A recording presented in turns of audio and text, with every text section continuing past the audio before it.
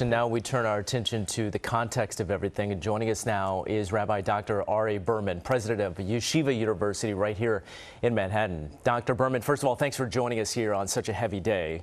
We appreciate your perspective because, from my understanding, you were in Israel on October 7th, 1 year ago. You also have a son as an Israeli reservist. So you're personally impacted by all of this. If you would, sir, please describe your experience 1 year ago and how that's really changed your perspective on the whole situation. Well, thank you so much, Mike, Charlene, and Danny, for having me. You know, a year ago, I was in Jerusalem, and we heard the air raid sirens go off. One time, two times, three times, we knew Jerusalem was under attack. I was with my son.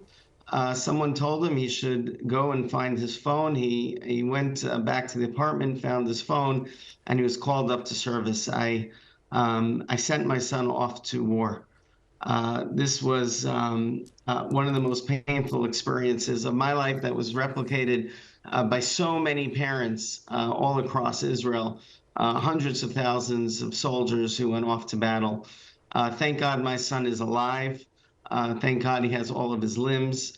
Sadly, that is not the case for friends and people we know.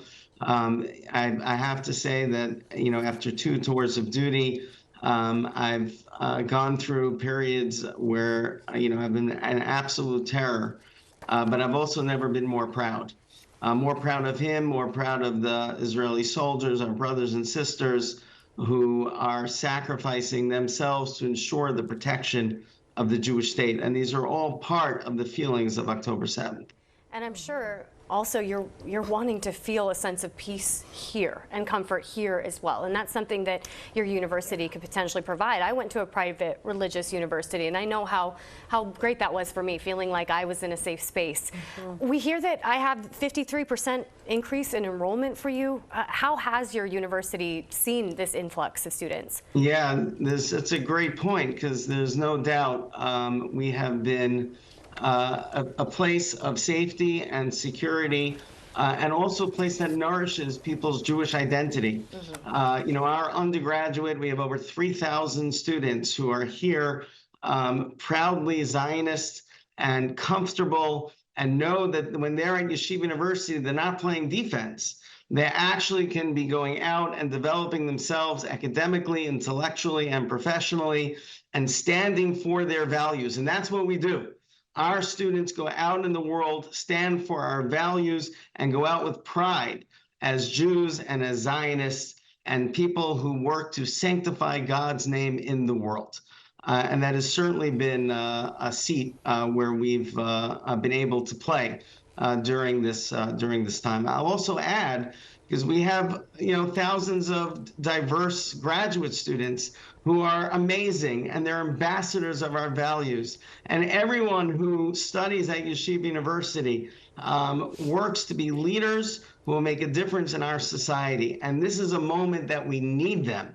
It's an inflection point in America. We need these students. We need to educate the next generation to go out in the world and spread goodness and peace. And that's what I've seen, and that's what's been, for me, the greatest source of confidence in our future. I'm so glad you touched on the diversity factor. My husband's grandmother, an African-American woman, graduated with her master's from Yeshiva University a very long time ago, and it continues to be a very diverse place as well.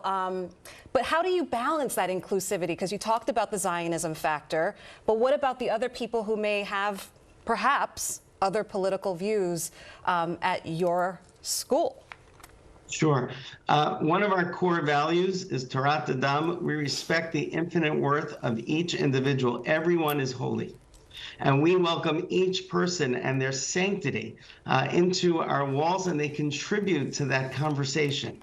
And what we found is that when you create a place of real conversation that separates out terrorism and massacres and hate, but real conversation between people who respect one another and care for each other, then the whole environment becomes a place of wholeness and growth, and where academically and intellectually one improves through the encounter. I'm